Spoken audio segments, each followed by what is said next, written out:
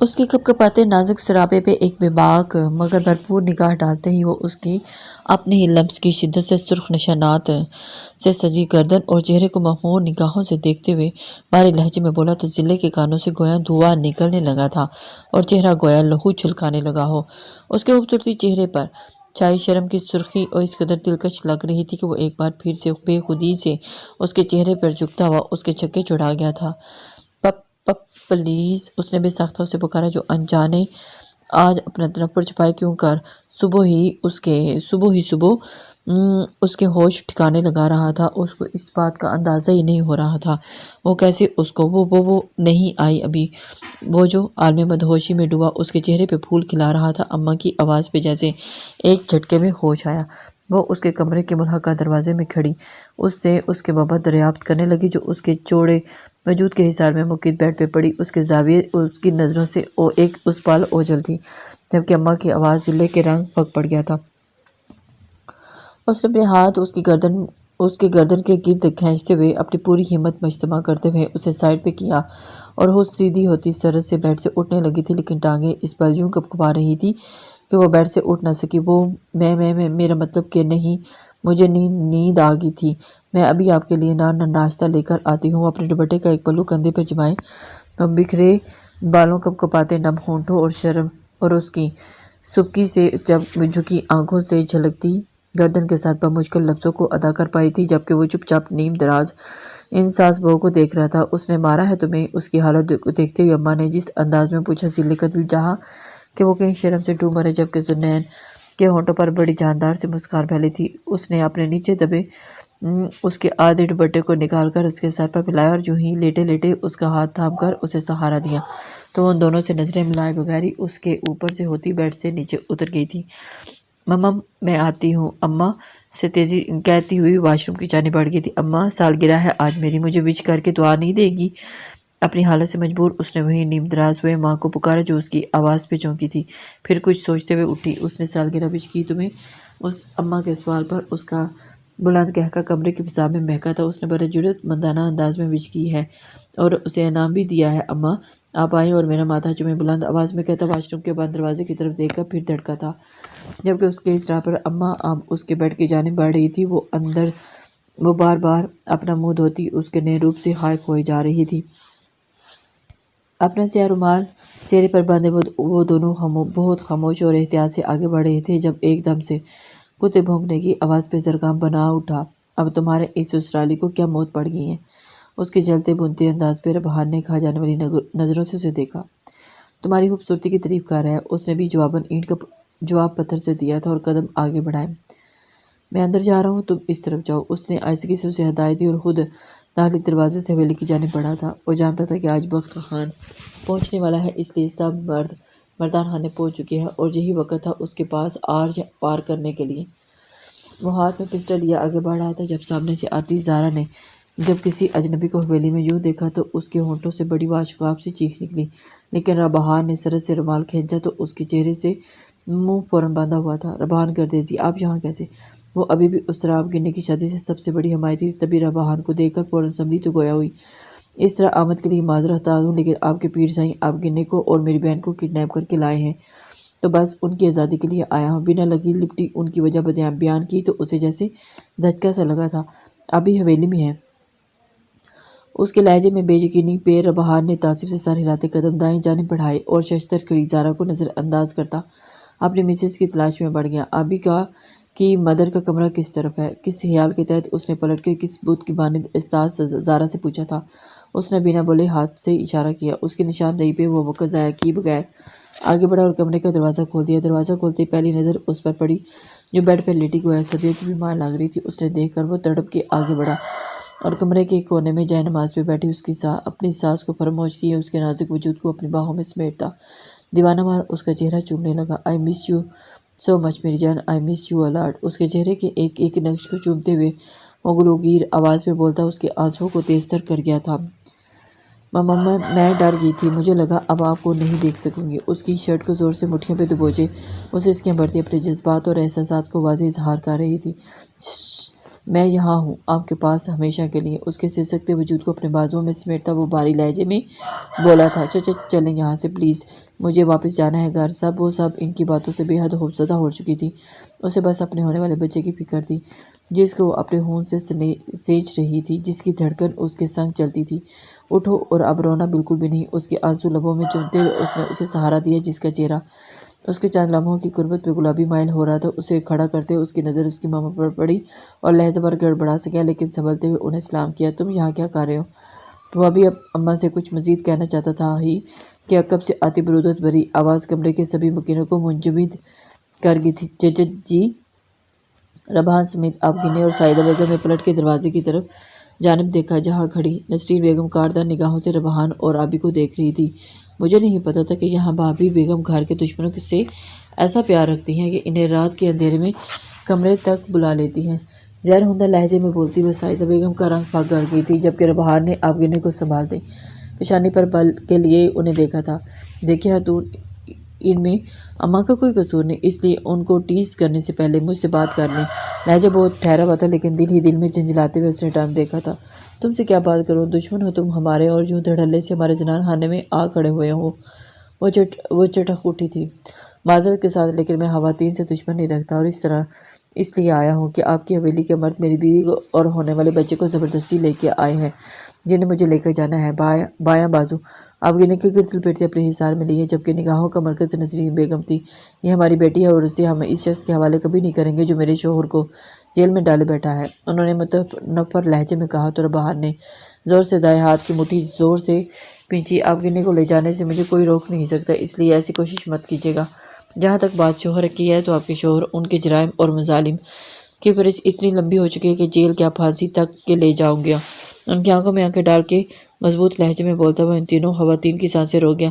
یہ کیا بکواس کر رہے ہو تم؟ کچھ دیر پہلے سنبھلتے ہوئے وہ گرا اٹھی تھی۔ اس کی تفصیل آموں سے لے لیجیے گا اماں سائیں، ابھی اس کو یہاں سے جانے دیں۔ اس کی بہن دادا سائیں کے قبضے میں ہے، اور اس کی عزت خطرے میں ہے۔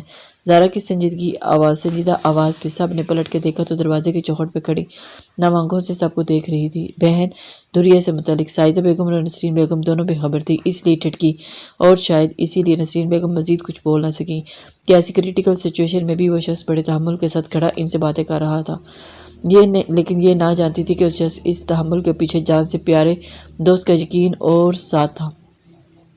ہمیں اجازت دیں اور آپ لوگوں سے پیش کی معذرت۔ آپ لوگوں کو ناقابل تلافی دھچکے ملنے والے ہیں، مگر بہت سے گھروں کی عزت اور جان بچانے کی کبھی کبھار ایک آدھ کی قربانی دینا مناسب رہتا ہے۔ نپے تلے انداز میں انہیں بہت کچھ پاور کروا کے وہ روتی ہوئی آپ گنے کو بازو میں سمیٹتے ان کے قریب ہوتا دروازے کی دہلیز پار کر گیا تھا، جبکہ پیچھے کھڑی سعیدہ بیگم اور زارا سائیں کرتی دل و دماغ کے ساتھ وہیں کھڑی رہ گئی تھی۔ اسے بخت خان کے کراچی سے جانے کی اطلاع ملی تو اس نے فوراً اپنے پلان کو ترتیب دی اور ولید میر تک پہنچنے کے عمل کو پایہ تکمیل تک پہنچانا چاہا تھا۔ جس رات اسے لوگوں کی سچائی کا پتہ چلی تھی، اسی دن اسے اندازہ ہو گیا تھا کہ ولید میر ان کے قبضے میں ہی ہے، اور جس دن وہ اپنے پیروں پر مکمل طور پر کھڑا ہو گیا تب اسے یقین ہونے لگا کہ انہوں نے اپاہج ذوالنورین اور ذہنی توازن کھوئی کلثوم میر کو ولید میر کے لیے ایک مہرے کے لیے اور ولید میر کو ان دونوں کے لیے ایک مہرے کی صورت میں زندہ رکھا تھا، اور اسی وجہ سے آج کے دن تک وہ دونوں زندہ تھے۔ اس سب کے متعلق جاننے پر اس نے اپنی کچھ عرصہ کی سرپرست کے دوران بنائے گئے پر اعتماد دو چار ساتھیوں کو ساتھ ملایا اور باپ کی تلاش تیز کر دی تھی۔ سر، آپ کو یقین ہے کہ آپ کی ڈیڈ یہاں ہی رکھا گیا ہے؟ کراچی کے ڈیفنس ایریا میں نسبتاً درمیانے سائز کے فلیٹ کی جانب بڑھتے ہوئے اس کے ایک ساتھی نے دریافت کیا۔ زاہد بخت خان سپیر سائے کا دیا گیا حرام کھا رہا ہے، اس لیے ایسی ہی لگژری زندگی کا عادی ہو چکا ہے۔ ایسے میں مجھے یقین ہے کہ ڈیڈ کو اس نے اپنے ہی فلیٹ میں رکھا ہوگا۔ اس کے مضبوط لہجے میں ایک یقین بھی نہا تھا، جس پہ بھروسہ کیے اس کے ساتھی بہت محتاط قدموں سے آگے بڑھ رہے تھے، اور اسے یقین تھا بخت خان کو کم سے کم کراچی کے اس ایریا میں اپنے کسی دشمن کا خطرہ تو اپنے تئیں تھا ہی نہیں، اس لیے فلیٹ کے ارد گرد کوئی مشکوک آدمی چوکیداری کرتا نظر نہ آیا۔ ایسے میں بہت چالاکی اور احتیاط سے فلیٹ کا دروازہ مختلف حربے آزما کے کھولنے کے بعد جب وہ فلیٹ میں داخل ہوئے تو حال میں دو لوگ نیوز دیکھتے نظر آئے تھے۔ ان کو دیکھنے سے قبل اس کے ایک ساتھی نے سرحد سے آگے بڑھ کر ان کے ناک پہ کلوروفارم سے بھیگا رومال رکھا تو وہ بے ہوش و خرد سے بیگانہ ہو کے لڑک گیا تھا۔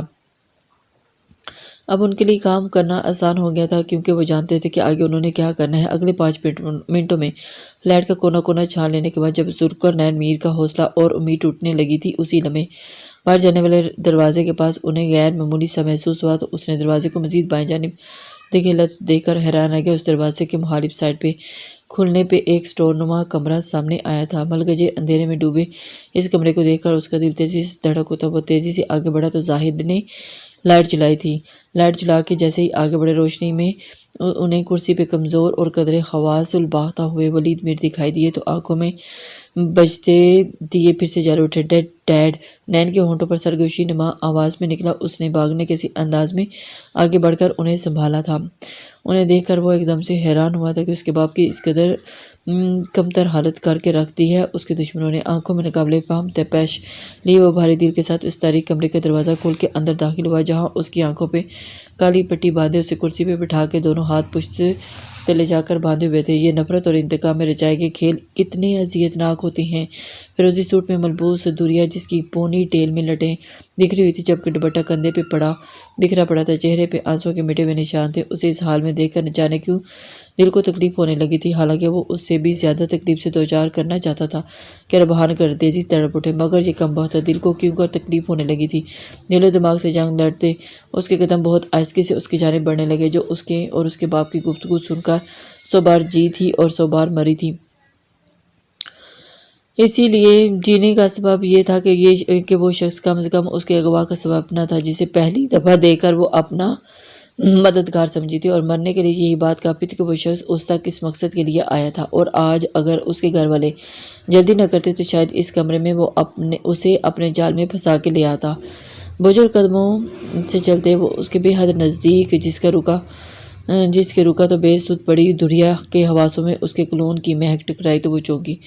وہ اس کلون کو پہچانتی تھی، وہ کلونز کی دیوانی تھی، اور جو شخص ایک دفعہ بھی اس کے نزدیک آتا تو اس کی کلون کو پہچان لیتی، جبکہ طلال شاہ بدقسمتی سے بہت بار اس کے نزدیک آ چکا تھا، اس لیے بنا کسی تردد کے اس کی کلون کی خوشبو پہچان چکی تھی۔ یہ پہچانتے ہی اس کا دل زوروں سے یہ سوچ کے دھڑک اٹھا تھا کہ آیا اب وہ انتقام کی کسی حد کو بھی پار کرنے والا تھا۔ اس سوچ سے ہی اس کا دل لرز اٹھا تھا، مگر وہ یہ محسوس کر کے ٹھٹکی کہ اس کے گرم لمس سے مزین ہاتھ اس کی آنکھوں پہ بندھی کالی پٹی کو کھولنے میں مصروف تھا۔ اس کی آنکھوں سے اس پٹی کو ایک دم سے ہٹنے پہ اس کی آنکھیں چند ثانیوں کے لیے چندھیا سی گئی، مگر اس کی سانس اس لمحے رک سی گئی تھی جب طلال کا مضبوط ہاتھ آگے بڑھا اور اس نے بہت دھیرے سے اس کی آنکھوں کو سہلایا، جبکہ وہ بھی اپنی جگہ ہی اپنی اس بے اختیار نہ حرکت پہ دم بخود رہ گیا تھا، مگر وہ ان آنکھوں کو اس لمحے بہت شدت سے دیکھنا چاہتا تھا جنہوں نے پہلی بار ملاقات میں اسے سحر میں جکڑ لیا تھا۔ وہ اس لمحے پھر سے انہیں دیکھ کر سحر کو ختم کرنا چاہتا تھا اور انتقام کی راہ پر نکلنے کو بے قرار تھا، مگر شاید قدرت کو کچھ اور ہی منظور تھا۔ ماما میرے ہاتھ، نہ جانے کب تک اس کے ہاتھ کا لمس اسے جھلسائے رکھتا کہ وہ اچانک بیٹھی آواز کے ساتھ بولی تو وہ چونکا۔ ایک نظر اس کے ستے ہوئے سوجے چہرے پر ڈالتے ہوئے اس کی نظر اس کی سوجی ہوئی آنکھوں پہ پڑی تو دل پہ اس کی حالت دیکھ کر جیسے گھونسا سا پڑا تھا۔ وہ اپنے دل میں ایک دم سے ایک لہر سی جاگی تھی جسے وہ سوچنے سمجھنے سے کسی تھا۔ آپ کو ایسا نہیں کرنا چاہیے تھا۔ وہ ربحان گردیزی کو تو تڑپانے کے لیے اس کی بہن کو استعمال کرنے کا سوچنے والا مرد ربحان گردیزی کی بہن کی نم آنکھوں کو دیکھ کے اپنے ہی باپ سے شکوہ کناہ ہوا تھا۔ قدرے اس کی جانب جھکتے ہوئے اس نے ہاتھ پیچھے کی جانب لے جاتے ہاتھوں پہ بندھی رسی کھولنی چاہی تھی جب اچانک منہ پر پڑنے والے زوردار مکے پہ جہاں وہ لڑکھڑا کے دوریا سے دور رہا تھا وہیں دوریا کے ہونٹوں پہ ایک دبی سی چیخ نکلی تھی۔ تمہاری ہمت کیسی ہوئی اس کے نزدیک آنے کی کمینے انسان! بسم کر دینے والی نگاہوں سے طلال شاہ کو دیکھتا زرغام گرایا تو طلال کی آنکھوں میں خون اتر آیا، اور یہ پوچھنے والے تم کون ہوتے ہو؟ فوراً سنبھلتے ہوئے اس کی جانب لپکا اور اس کے منہ کا نشانہ لینا چاہتا جب دوریا کی کانپتی ہوئی آواز ابھری تھی، پاپا پلیز لالا، ماما مجھے یہاں سے نکالیں۔ بے وقت دونوں کو تھم جانے کا کہتی وہ زرغام کی جانب دیکھتی روتی تھی، اور طلال کا غصہ مدھم ہوا جبکہ دل میں ابلتے غبار میں بھی لفظ لالا کا سن کر ٹھہراؤ آیا تھا۔ ریلیکس دوریا، ہم ابھی نکلنے لگے ہیں۔ اپنے تیش پر قابو پاتے ہوئے دوریا کو تسلی دی تھی اور اس کی جانب بڑھنے سے پہلے ہی پھر سے طلال کی جانب بڑھا تھا۔ بدلہ لینے کے لیے مرد کی طرح مرد سے مقابلہ کرو، بزدل شخص، عورت کو مہرا بنانے کی جرت جو تم نے کی ہے نا۔ اس کی آنکھوں پہ اپنی بھوری آنکھوں گاڑتا وہ سرد لہجے میں بول رہا تھا جب طلال نے درستی سے اس کی بات قطع کی تھی۔ میں نے ان دونوں کو کڈنیپ نہیں کیا، اس لیے کوئی دھمکی مجھے مت دینا۔ اس کے لہجے کی سرد مہری بھی قابل تردید تھی۔ اپنی بزدلی کو ٹھٹھائی کے پردے میں مت چھپ، اس کی بات سن کر زرگام کا غصہ عہد آیا تھا۔ یہ سچ کہہ رہے ہیں لالا، مجھے کڈنیپ انہوں نے نہیں کیا۔ بے تحاشا رونے اور چیخنے کے باعث اس کی آواز اب بیٹھ چکی تھی، مگر اس سمے اس کی آواز طلال کی سماعتوں پہ ہتھوڑے کے مانند برس رہی تھی۔ اس نے یہ بالکل نہ سوچا تھا کہ وہ اس مقام پہ بھی اسے یوں بچائے گی، جبکہ دوریا اپنی جگہ پہ سوچے بیٹھے تھی کہ جو جرم اس نے نہیں کیا اس کے کھاتے ڈالنے کی ضرورت ہی کیا۔ دوریا کی بات سن کے زرگام کو ایک چبھتی نگاہ طلال پہ ڈالی اور آگے بڑھ کر دوریا کے ہاتھ کھولنے لگا۔ زہر دوریا کے ہاتھ کو سہلاتے ہوئے اس کے ہاتھ ربحان کی آواز سن کے تھم گئے، جبکہ طلال یہاں اس وقت ربحان اور آبگنے کو دیکھ کر آپے سے باہر ہونے لگا۔ تم یہاں کیا کر رہے ہو کمینے انسان؟ تمہاری ہمت کیسے ہوئی اس حویلی میں دوبارہ قدم رکھنے کی اور آبی کو ساتھ لے جانے کی؟ وہ بپھرے ہوئے انداز میں کہتا تیزی سے ان کی جانب بڑھا تھا۔ اس سے قبل کہ وہ دونوں آپس میں گتم گتھا ہوتے، ربحان کے پہلو میں کھڑی آبگنے ایک دم سے ربحان کے سامنے آئی۔ طلال، تم ماموں بننے والے ہو؟ اس کے قدرے خشک ہوتے ہونٹوں سے نکلنے والے ان الفاظ پہ اس کمرے میں ایک دم سے سناٹا چھا گیا تھا۔ دوسری جانب طلال کے بپھرے وجود گویا کس نے برفیلی پانی انڈیل دیا ہو جیسے۔ وہ ایک دم ساکت کھڑا پتھریلی نگاہوں سے بہن کو دیکھ رہا تھا، جو التجائیہ نگاہوں سے اس کی جانب دیکھتی اس سے اپنے شوہر کی نہیں بلکہ اپنے ہونے والے بچے کی باپ کی عزت نہ کرنے کی درخواست کر رہی تھی۔ وہ نہیں چاہتی تھی کہ اس کا ماں جایا اس کا شوہر یوں آمنے سامنے آئیں، اور اس لیے وہ بیچ آ کھڑی ہوئی۔ جو جنگ بڑوں کی تھی وہ بڑوں کی ہی رہنی چاہیے۔ وہ اسے بڑھاوا نہیں دینا چاہتی تھی۔ وہ جانتی تھی کہ طلال بچوں کا کس قدر دیوانہ ہے، اس لیے اسے یقین تھا کہ وہ اس کی بات سن کے تھم جائے گا۔ اور ایسے ہی ہوا۔ کچھ لمحوں کے بعد اس کا ربحان کو مارنے کے لیے اٹھایا جانے والا ہاتھ کٹی ہوئی پتنگ کی مانند پہلو میں جا گرا تھا۔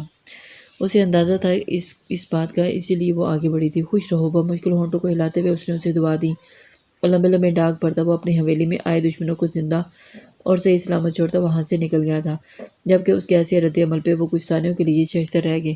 آج سے صالح صاحب کے کیے گئے ہر ظلم کو ہندا پیشانی کو معاف کرتے ہوئے ہم اسے ہمیشہ کے لیے دل کی گہرائیوں میں جگہ دینے کے لیے تیار ہو گئے ہیں۔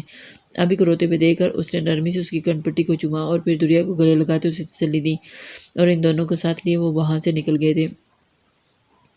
تم ان دونوں کو لے کے گاڑی کی طرف چلو، میں اپنے مجرم کو لے کے آتا ہوں۔ دوریا اور آبی کو زرگام کی طرف بھیج کے وہ واپس سنجیدگی سے بولا تو آبی نے ٹھٹک کے اس کی جانب دیکھا تھا کہ اب یہ کس کی بات کر رہے ہیں؟ آپ چچا سائی کو معاف نہیں کر سکتے؟ اس کے اچانک سوال پہ وہ ٹھٹکا اور پھر یک اس کے چہرے پہ سرد مہری سی چھا گئی تھی۔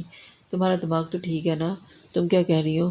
نہیں، اس کے دو ٹوکے جواب پہ آبگنے کے چہرے کا رنگ متغیر ہوا تھا، لیکن وہ سرد سے اس کے چہرے پہ نظریں چراتا واپس پلٹ گیا تھا، کیونکہ وہ اس سے محبت کے کمزور پڑ کے بظاہر 5 لوگوں کو لیکن در حقیقت سینکڑوں کی زندگانیوں سے کھیلنے والے کی کوئی رعایت نہیں دینا چاہتا تھا۔ اگلے ہی کچھ منٹوں میں بنا کوئی فساد برپا کیے وہ اپنی عورتوں کو بحفاظت پیر حویلی سے نکال لے گئے تھے، کیونکہ اس رات آبگنے سے خلا کے پیپر سائن لینے کا سوچنے والے آبگنے کے ہونے والے بیٹے کے ماموں نے اس کی آمد کے صدقے ان کی مدد کی تھی، اور دوریا اس انوکھے سیاد اور منتقم کی شخصیت پہ حیران اور متعجب سی ہوتی تاریک سڑکوں کے گھورے جا رہی تھی۔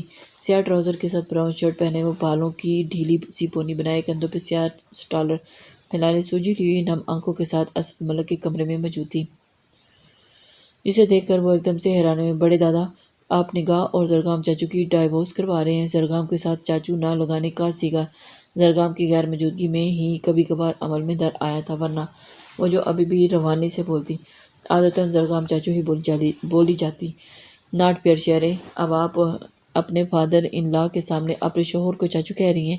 ان کی بکھری ہوئی بے چین حیرت کو گہری نگاہوں سے دیکھتے ہوئے انہوں نے ماحول کو گمبھیرتا کم کرنی چاہی تھی، مگر ان کی بات سن کے اس کی آنکھوں سے آنسو نکل پڑے۔ آپ سب نے میرے ساتھ بہت غلط کیا، میری عزت بچانے کے لیے میری شادی، لیکن میری عزت نفس کو تو ختم ہوگی نا جب آپ لوگوں نے اس شخص سے میرا نکاح کیا جسے میں نے نہ صرف چاچو سمجھتی تھی بلکہ وہ پہلے سے ہی نکاح فائر تھی۔ تب نکاح کا سن کے اتنے ہارش انداز میں سب کے سامنے منع کرنے کے بعد وہ میری سیلف ریسپیکٹ کو ختم کرنے کے بعد مجھے کہتے ہیں کہ میں تم سے محبت کرتا ہوں۔ اس کے اندر اس قدر غبار اکٹھا ہو چکا تھا کہ وہ بولنا شروع ہوئی تو پھر روتی اور بولتی چلی گئی، جبکہ اسد صاحب سنجیدگی سے سن رہے تھے۔ اب اچانک وہ لوگ یوں ڈائیورس فائنل کر رہے ہیں جیسے یہ نکاح ان کے لیے کبھی کچھ تھا ہی نہیں۔ کیا میں نہیں جانتی کہ نگاہ کتنے پیار سے خود کو مسز زرگام والا کہا کرتی تھی؟ اس کے لہجے کی کسک پہ اسد ملک کو اپنے برسوں قبل کیے فیصلے پہ افسوس ہوا تھا، مگر بعض فیصلے خاندان کی عزت کے لیے کرنے پڑتے ہیں اور قیمت بھی چکانی پڑتی ہے۔ وہ ایسا صرف زرگام کو چڑھانے کے لیے کرتی تھی۔ زرگام نے آپ سے سچ کہا ہے، وہ آپ سے محبت کرتا ہے، کیوں کرتا ہے، کب کرتا ہے، اس کا جواب وہی دے گا۔ درگام کے اس ان کے ہارش ریجیکشن کے پیچھے کی وجہ میں ہوں، مگر یہ بات سچ ہے کہ زر اور نگاہ کی ڈائیورس اول روز سے طے تھی۔ بہت کچھ چھپاتے ہوئے انہوں نے بہت کچھ اس کے سامنے عیاں کیا تھا۔ ایسے کیسے ہو سکتا ہے؟ وہ دونوں ایک دوسرے سے پیار کرتے ہیں۔ ان کی آنکھوں کے سامنے ان دونوں کے ایک ساتھ بتائے گئے کچھ منظر لہرائے گئے تھے۔ وہ اب بھی ایک دوسرے سے پیار کرتے ہیں، وہ دونوں جان سے عزیز دوست رہے ہیں۔ شہرے، اس کی بے تکلفی تب بھی ایسی تھی جیسی اب ہے، اور جہاں تک بات ہے نگاہ کی تو اس کی کسی دن میڈیکل فائل چیک کر لیجیے گا، آپ کو اندازہ ہو جائے گا کہ زر کا اسے وقت دینا اور سب سے زیادہ ترجیح دینا کیوں کر ضروری تھا۔ اس کے لہجے میں بات کے اختتام میں ایک عجیب سا دکھ چھلکا تھا، لیکن شہرے کے چہرے اور دل و دماغ میں چھائی الجھن جو کہ تو برقرار رہی تھی۔ مگر بڑے دادا، جو بھی تھا شادی تو اب ہو چکی نا، اس لیے اب یہ ڈائیورس کیوں لے رہے ہیں؟ اس کے سوال پہ اسد صاحب گہری سانس بھر کر اسے دیکھتے رہ گئے، جو ان کے بگڑے لاڈلے کی اولین چاہت تھی۔ آپ شاید دنیا کی پہلی خاتون ہیں، شہرے، جو اپنے شوہر کی پہلی بیوی سے اس قدر لگاؤ رکھتی ہیں کہ ان کی ڈائیورس روکنے کے لیے جان توڑ کوشش کر رہے ہیں۔ ان کے لہجے کی سنجیدگی پہ اس کی آنکھیں ایک دفعہ پھر سے بھیگی تھیں۔ آپ لوگ مجھے نہیں سمجھ رہے بڑے دادا، اب کی بار رونا اس قدر شدید آیا تھا کہ ہچکیاں بندھنے لگی تھی۔ اسے سمجھ نہیں آ رہا تھا کہ زر اور نگاہ کے ساتھ بتائے گئے وقت کو سچ سمجھے اور وہ نگاہ کی ٹوٹتی منگنی کی وجہ کو حقیقت جانے، یا پھر اس کی کلوزٹ میں رکھے اس رومال کی سچائی کو پیمانے پر رکھے۔ اسے کچھ بھی سمجھ نہیں آ رہا تھا۔ بیک وقت بہت ساری سوچیں اسے پاگل کر دینے کو بیقرار تھی۔ میری بات سنیں شہرے، اسے روتے دیکھ کر وہ اپنی جگہ سے اٹھے اور اس کے پاس پرجمان ہوتے اسے بازوؤں کے حلقے میں لے گئے تھے۔ جو ہو رہا ہے اسے چھوڑ دیں، اللہ پہ توکل رکھیں اور جو ہوگا اس کے لیے بہترین ہوگا۔ مجھ سے وعدہ کریں کہ اب آپ اس کے متعلق کچھ نہیں سوچیں گی۔ جس نے یہ سارا میس پھیلایا ہے وہ اسے ختم کرے گا۔ اس کی حالت اس قدر بگڑ چکی تھی کہ وہ پریشان ہو اٹھے تھے۔ میرا بچہ، اللہ کے ہر کام میں مصلحت ہوتی ہے۔ میں نگاہ اور زر کے نگاہ میں اور پھر ایسے ڈائیورس پہ ہرگز خوش نہیں ہوں، کیونکہ اسلام ہمیں ایسے مقدس رشتوں کو یوں خراب کرنے کی اجازت نہیں دیتا، مگر کچھ مجبوریوں کے باعث ایسا کرنا پڑا۔ مگر مجھ سے وعدہ کریں شہرے، آپ کچھ دن کے لیے بھول جائیں کہ آپ کی زندگی میں کوئی زر یا کوئی نگاہ ہے۔ اس کے آنسو صاف کرتے ہوئے نرم ہوئے سے گویا ہوئے تو اس نے بھاری دل کے ساتھ سر اسبات میں ہلا دیا تھا اور وہ اسے مکمل طور پر مطمئن کرنا چاہتے تھے۔ اسد ملک، میں امید رکھوں گا کہ آپ اس وعدے کو پورا کریں گے اور پھر وہیں سے چہرے بن کے مجھے صبح کے ناشتے کے میزے پہ ملیں گی۔ اور اس کا سر تھپتھپاتے انہوں نے کہا تو وہ بہت کچھ دل میں دباتی سر ہولے سے اسبات میں ہلا گئی تھی۔ جو ہوا کیوں ہوا، جو ہو رہا ہے کیوں ہو رہا ہے، ان سوالوں کے جوابات آپ کو چاہیے، مگر ان جوابات کے پیچھے مت بھاگیں، جوابات خود ہی آپ کے سامنے آئیں گے۔ رسانیوں سے کہتے انہیں ساتھ لیا اور دروازے کی جانب بڑھے تھے۔ اپنے دوپٹے کو اچھی طرح اپنے گرد لپیٹے وہ اپنی گردن کو مکمل طور پر چھپائے، کلائیوں میں کانچ کی چوڑیاں پہنے ذوالنورین کے بیڈ تک تکیے کے ساتھ ٹیک لگا کے بیٹھی کلثوم میر کو ناشتہ کروا رہی تھی۔ کلثوم میر کو ناشتہ کرواتی وہ ان سے بے لگام بیٹے کو نظر انداز کرنے کی پوری کوشش میں تھی، جو اپنے بے لگام آنکھیں اس پہ گاڑے اسے نروس کرنے کی تگ و دو میں تھا۔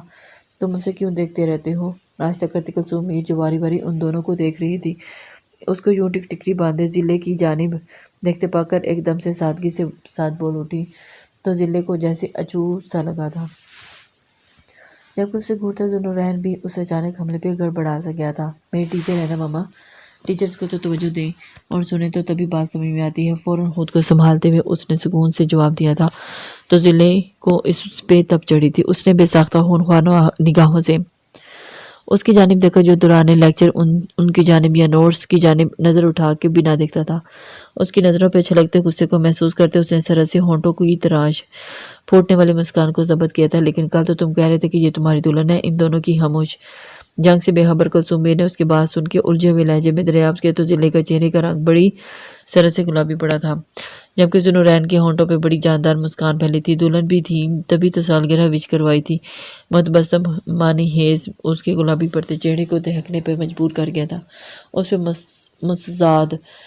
مستزاد آنکھوں کی بے باک لبک، ہاں وہ تو کلثوم میر بول رہی تھی جب کمرے کا دروازہ ایک دھار سے کھلا تھا اور پھر ایک دم سے وہ بوکھلا کے رہ گئی تھی۔ دروازے کے بیچوں بیچ کھڑی شازمین میر کو دیکھ کر جہاں کلثوم میر اور ضلع کا رنگ پھک ہوا تھا، وہیں ذوالنورین کی کشادہ پیشانی پہ بے شمار بل پڑے تھے۔ یہ کیا کر رہی ہے؟ کمرے کے وسط میں آتی وہ بلند آواز میں داڑھی تو کلثوم میر نے تھڑ تھڑا تھر تھر کانپتے ہوئے بے ساختہ ساتھ بیٹھے بیٹے کا بازو جکڑا۔ میں پوچھ سکتا ہوں کس اجازت سے آپ میرے کمرے میں آ کے میری ہی ماں پر چلا رہی ہیں؟ اس کی سرد آواز میں عجیب سی تپش تھی جو شازمیر کو ٹھٹکا گئی۔ یہ گھر میرے نام ہے اور اس کو ہر کونے میں جب چاہوں جا سکتی ہوں۔ اس نے اپنی اکڑ برقرار رکھنی چاہیے۔ یہ گھر جس کے نام ہے اسے بھی چلانے کی جرت کر رہی ہیں۔ داد دینی پڑے گی آپ کو۔ لہجے کی سرد مہری گہری سے گہری تر ہونے لگی تھی جس پہ ضلع کی موجودگی میں شازمین میر کے اندر کا چور تیش میں بدلنے لگا تھا۔ وہ اس وقت بیک وقت تینوں پہ حاوی نہیں ہو سکتی تھی، اس لیے اس نے ضلع کو دبانے کا سوچا۔ تم یہاں میں اس کو پڑھانے کے لیے آئی تھی اور تم میں میری بیوی سے اس لہجے میں بات مت کرو۔ ذوالنورین کی بلند درست آواز گونجتی تو ضلع نے میکانیکی انداز میں گردن گھما کے حیرت سے اسے دیکھا۔ اس سے مس ابراہیم کہہ کے پکارنے والے کے منہ سے میری بیوی سن کے اس کے احساسات ناقابل فہم ہو رہے تھے۔ یہ مارے گی۔ اس کی بلند آواز پہ کلثوم میر نے مزید زور سے اس کے بازو دبوچتے ہوئے کہا تو اس کی آنکھوں کے گوشے سرخ ہونے لگے تھے۔ میری ماں میری بیوی کی طرف بری نگاہ سے دیکھنے کی آپ کوشش مت کیجیے گا، ورنہ میں وہ کروں گا جو آپ یقیناً برداشت نہیں کر سکیں گی۔ خود بے بہا مشکل قابو پاتے بغیر خندہ لہجے میں گویا ہو تو اس کے تن بدن میں آگ لگی۔ کیا کر لو گے تم؟ کون ہو تم؟ ایک اپاہج انسان جو اپنے پیروں پر تو کھڑا نہیں ہو سکتا اور لگا ہے مجھے دھمکیاں دینے۔ وہ جو ہمیشہ ذوالنورین کے سامنے بڑی کمپوزڈ رہا کرتی تھی آج ضبط و ہار بیٹھی، کیونکہ کلثوم میر کی اپنے بیٹے کی کمرے میں آمد اس ہار کی پیشن گوئی تھی۔ جبکہ اس قدر زہریلے الفاظ پہ ضلع نے تڑپ کے اس کے چہرے کو دیکھا جو اس وقت شدت ضبط سے سرخ ہو رہا تھا، جبکہ پیچھے ہوئی مٹھیاں اور کنپٹی کی ابری رگ اس کے اندر اٹھتے طوفان کا پتہ دے رہی تھی۔ آپ خدا کے لیے ذاتیات پہ حملہ مت کریں جو ان کے پاس نہیں ہے اور جو آپ کے پاس ہیں وہ سب اللہ کی دین ہے اور تقسیم ہے۔ اس پہ اس طرح طنز مت کریں۔ ذوالنورین پہ کیے گئے اس حملے پہ جب وہ چپ نہ رہ سکی تو فوراً ناگوار سے شازمیر کو ٹوکا اور اس کی اس اچانک حرکت سے ذوالنورین نے چونک کے اسے دیکھا جو یقیناً اس کے لیے ایسے الفاظ سن کے ہرٹ ہوئی تھی اور اسے اس بات کا بالکل بھی اندازہ نہیں تھا۔ تم بکواس اپنی بند رکھو اور اس نے نفرت سے اس اشارہ ذوالنورین کی جانب کیا۔ تم ویل چیئر پہ بیٹھ کے سوچو کہ تم میرا کیا بگاڑ سکتے ہو۔ زہر آلود لہجے میں بولتے وہ پلٹی تھی۔ جو کچھ سالوں پہلے آپ کر چکے ہیں اس کا بدلہ کیسے لینا ہے اس کے متعلق سوچ چکا ہوں، اور جب اس پہ عمل کیا اور اس کے بعد آپ کچھ مزید کرنے کے قابل نہ رہیں گی چچی بیگم۔ تنزیہ مگر بہت کچھ بابر و کرواتی آواز شازمین کے وجود پر کے پڑھچے اڑا گی۔ کیا مطلب اس بات کا؟ کیا یہ ساری سچائی جانتا ہے؟ کیا یہ کلثوم میر کی اس حالت کی وجہ جان چکا ہے؟ بہت سارے سوالات بیک وقت اس کے دماغ میں ادھم مچانے لگے تھے۔ میں سب کچھ فراموش کر سکتا ہوں لیکن اب ماں کی اس حالت کی وجہ کو معاف نہیں کر سکتا کیونکہ آپ کے کھیل کی بساط پلٹ چکی ہے۔ اس نے مزید بولتے ہوئے اسے جتایا وہ اسے بے خبر ہرگز نہ سمجھے، جبکہ شازمین میر اب گویا خود میں پیر ہلانے کی سکت بھی نہ کر پا رہی تھی۔